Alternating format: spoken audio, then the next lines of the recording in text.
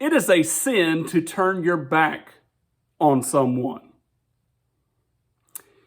It is a sin to socially turn your back on someone.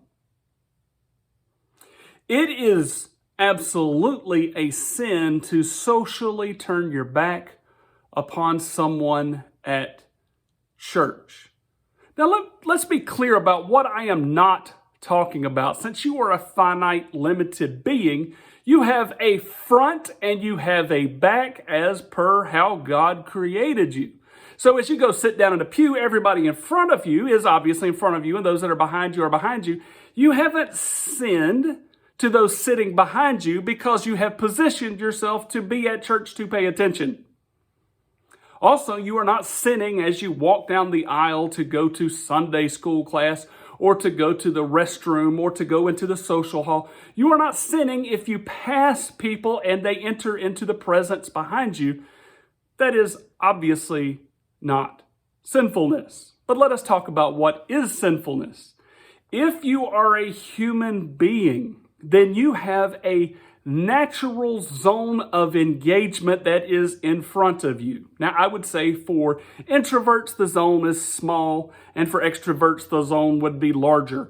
Introverts would be okay with talking with a single individual, and extroverts would be okay maybe talking in a broader group setting, but there would be a zone of engagement that is in front of you, and then there would be a typical non-zone of engagement, or a zone of not being able to engage me as easily that would take up the rest of my circumference or the rest of my sphere.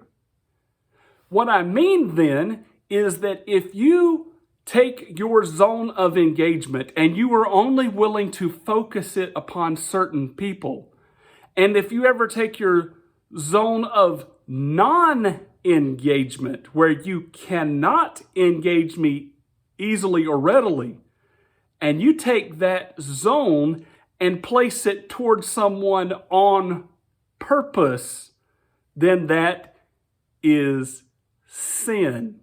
Now, it might not be overt sin as in, hey, get away from me, don't talk to me, I don't want to talk to you. You're a waste, you're a drain, you're the least of these.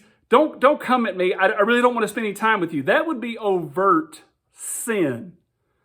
But it is sin nonetheless to turn the don't engage me or you can't engage me easily zone to someone on purpose as to put an obstacle in their path so that they cannot engage with you. That is a heinous sin.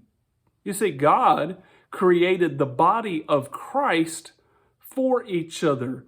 Each person within the body of Christ is designed for one another. Each one of us is given gifts to engage each other with.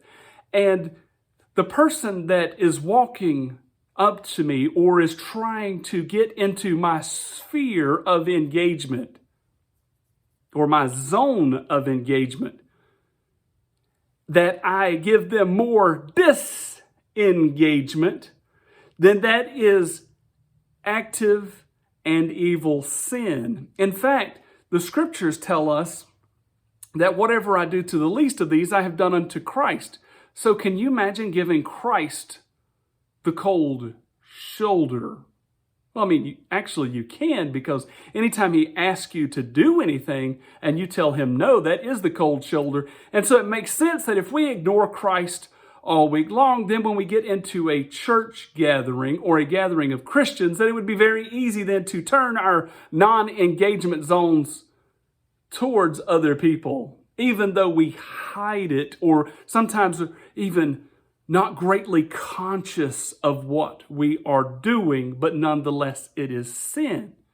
If I am trying to create or keep a gap between myself and another person within the body of Christ, then this is sin. I am not allowing the Spirit to flow His love through me towards that person, and I am hindering any possibility of God's love flowing through them and to me.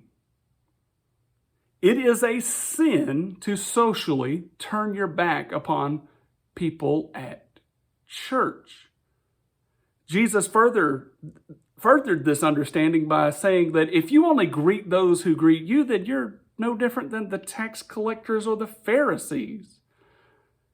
Those two groups weren't valued by anybody as good in the New Testament.